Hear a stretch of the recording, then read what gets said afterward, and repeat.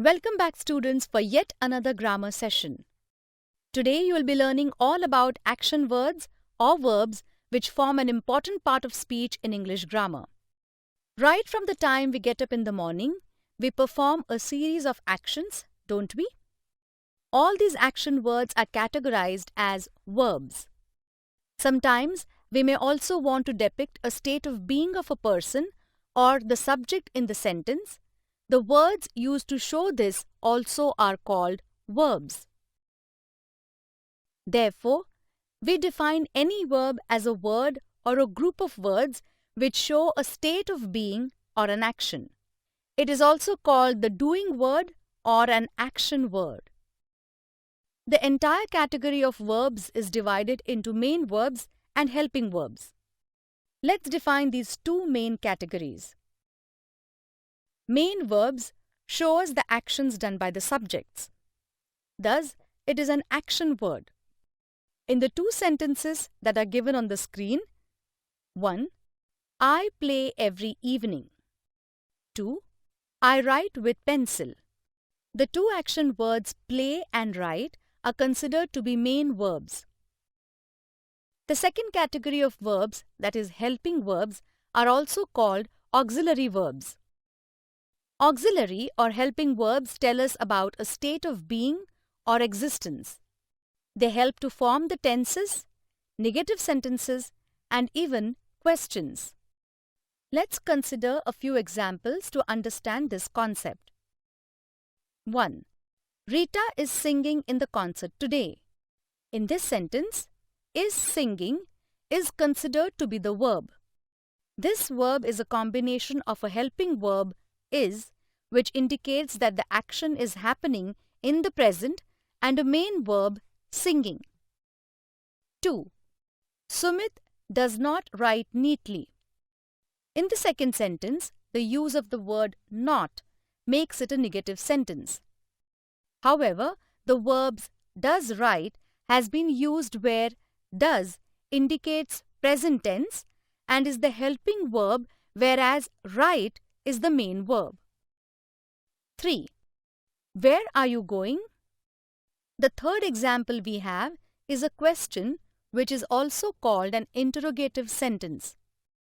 As you will be able to spot, the verbs in this sentence is are going, where are is the auxiliary or helping verb and going is the main verb. Now that you have understood this concept, let's understand a little more about auxiliary verbs. Helping verbs are further divided into two categories: primary and modal auxiliaries. Primary auxiliaries are verbs that can be used as a main verb and as a helping verb in sentences. These auxiliaries come under forms of be, do, have. Under be form, we have verbs like am, is, are, was, were, will, shall. Under the do category, we have do, does, did. Lastly, we have verbs like has, have, had under the category of have. For example, he is a kind person. He is typing an email. In the first sentence, the primary auxiliary is appears as the main verb, whereas in the second sentence, is the helping verb and typing is the main verb. On the other hand, modal auxiliaries like will, would, shall, should, must, can, may, might, dare to, ought to, etc. can function only as the helping verb or using verbs. It does not change its form according to the person or number or the subject. Let's consider the given sentences. For example, we must wear uniform to school. You can do it. Verbs like must and can are modal auxiliaries, whereas the main verbs are wear and do. There are few other verbs which are used to describe a state or condition. For example, smell, taste, keep, know, think, believe, appear, look, etc. Now that you have understood the concept of primary and modal auxiliaries, you can solve the exercises related to these concepts. Students, now that we have defined a verb or an action word and also seen its kinds, let's understand and learn the different forms in which any verb can appear in sentences. There are 4 main forms of verbs in English grammar that we'll be learning about. These 4 forms are present, present participle, past, past participle. The present tense form of the verb is also called the base form or root form. The verb appears in its original form. For example, buy, begin, do, etc. The present participle form of the verb is where an ing is added after the verb. Thus, the present participle form will be a verb plus ing form. For example, the present participle forms for the same verbs will be buying, beginning, doing, etc. Next, we will learn about the third form, that is past tense form. This simply means the verb given in its base form must be written in past tense. For example, bought, began, did, etc. Lastly, let's learn about past participles. The past participle form of the verb is any verb ending with the letters ed or e or ne or t or n. The past participle forms would therefore be bought, ending in t, begun, ending in n, done, ending in ne. By looking at the 4 columns on the table very carefully, you will be able to understand how any verb can appear in either of the 4 forms. Students, a verb as a part of speech can be used in all kinds of sentences. You have already learned about assertive sentences in the first chapter. These assertive sentences, which end with a simple full stop, could either be affirmative or negative. An affirmative sentence is a sentence without any negative words like no, not, none, never, nothing, neither nor, etc. In these 2 sentences, children like fruits. Girls can play rugby. There are no negative words that have been used. Moreover, we can easily identify the main verb used in the first sentence, that is, like. In the second sentence, a modal, can, has been used along with the main verb, play. Unlike an affirmative sentence, negative sentence contains at least one negative word. For example, no, not, nor, neither nor, none, never, nobody, nothing, etc. In negative sentences, any primary auxiliary will be used along with a negative word before the main verb. Forms of be or has or do or any modal auxiliary plus negative word plus main verb. For examples, children do not like fruits. Girls cannot play rugby. In the first sentence, the form of primary auxiliary do has been used with the negative word not and the main verb like. In the second sentence, the modal can has been used with not and play as the main verb. Students, you know an interrogative sentence is a sentence which asks a question. Here, the main verb will be used with either any primary or modal auxiliary along with a main verb. Sometimes a primary auxiliary would be used as a main verb. Like in this sentence. Do children like fruits? Here, do like becomes the verb where do is primary auxiliary and like is main verb.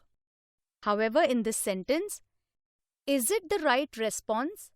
Only one verb has been used, and that is a primary auxiliary, is, functioning as the main verb. So we know under affirmative sentences, we use only main verbs in sentences, whereas in negative and interrogative sentences, we use a combination of helping verb, both primary and modal, and another main verb. In this session, you will be learning about another category of verbs, that is transitive and intransitive verbs. Let's understand the concept of a transitive verb with an example. I ate an apple. In this sentence, I is the subject, ate is the action word, therefore the verb. What did she eat? The answer to this question is an apple. In this sentence, an apple becomes the object as it answers the question, what? The verb ate, which takes an object, an apple, to make a sensible sentence, will be called a transitive verb. The action passes from the doer, means subject, to the receiver, means object. Let's take another example. Rima wrote a letter. Rima is the subject. Wrote is the verb. A letter is the object. What did Rima write? A letter. Therefore, the verb wrote carries a direct object and is a transitive verb. On the other hand, a verb which does not take an object and yet makes a sensible sentence is called an intransitive verb. This means that there won't be any direct object present after the verb. For example, in this sentence, birds fly. Birds is the subject and fly is the verb. However, there is no object after the verb fly. The sentence still makes sense and is complete. As the verb fly does not carry an object, the verb is an intransitive verb. Intransitive verbs need the help of another word or phrase to convey a meaning. Let's consider this set of sentences. Birds fly high. Here the word high is an adjective and therefore the verb fly is intransitive. The nightingale sings beautifully. In this sentence, the word beautifully describes the action sings and is therefore an adverb. Therefore, sings is also an intransitive verb. Students, now you know very simply a transitive verb carries an object, whereas an intransitive verb does not carry an object. You will now be able to easily identify the transitive and intransitive verbs while solving exercises. A sentence has a subject and a verb to make a complete sentence. A sentence is divided into a subject and a predicate. The subject is that part of a sentence that tells us about someone or something. The subject answers the question who or what. For example, the pear fell off the tree. What fell off the tree? The pear, and therefore it becomes the subject. His parents gifted him a new toy car. Who gifted him a new toy car? His parents become the subject in the second sentence. The predicate shows the action of the subject. It always begins with a verb in an assertive sentence. For example, the boys are naughty. Who are naughty? The boys becomes the subject, whereas the predicate would start with the verb are and include the adjective naughty. The boys is the subject. Are naughty is the predicate. Let's consider one more example to understand the concept better. They sang a song during the annual day program. They becomes the subject and sang a song during the annual day program becomes the predicate. Now you know sentence has a subject which answers the question what or who and a predicate which includes the verb and the words or phrase that come after the verb in the sentence. Students, in the last part of this chapter on verbs, you are going to learn a very important concept which will help you frame grammatically correct sentences in English. You know that a sentence consists of a subject and a predicate. However, it is very important that the verb in the predicate should agree with the subject, which may be a noun or pronoun. This means you must carefully use verbs depending on whether the noun or pronoun used in the sentence is singular or plural. Let's carefully read the sentences given on the screen. For example, my father is a doctor. My grandparents are engineers. In these sentences, my father and my grandparents are the subjects. However, my father is a singular noun, whereas grandparents is a plural noun. Therefore, the verb used must agree with the singular subject in the first sentence and the plural subject in the second sentence. The verb is agree with my father, whereas the verb are agrees with my grandparents. This tells us that a singular verb like is used with a singular noun or pronoun, and a plural verb like are is used with plural nouns or pronouns. In the next two sentences, Rohan drives the car carefully. Rohan and his friends drive the car carefully. Rohan is the subject, thus we use the verb drives, which is a singular verb. But in the next sentence, as we have a plural subject, Rohan and his friends, we will use drive, which is a plural verb. Verbs to which we attach s or es are treated as singular verbs, whereas base form or root form verbs are considered to be plural verbs. However, there are some exceptions to these rules of subject verb agreement. 1. Nouns beginning with a pair of are treated as singular subjects and will only appear with a singular verb. For example, a pair of scissors is required. A pair of trousers was stitched for him. Subjects like a pair of scissors or a pair of trousers take singular verbs like is or was. 2. We often use two words that are closely related together. Such words form compound subjects, nouns, and are treated as a singular word. Such compound subjects are used along with singular verbs. For example, bread and butter is my daily breakfast. Slow and steady wins the race. Here, the subjects bread and butter and slow and steady are related. Therefore, we use singular verbs like is or wins. 3. We also use many uncountable nouns such as milk, food, sugar, salt, sand, etc. Some of these uncountable nouns appear after the words a lot of.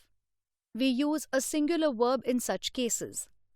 For example, a lot of food is wasted at the party. A lot of food is the subject and the verb is used after the subject. 4. Names of books, subjects and titles are followed by a singular verb.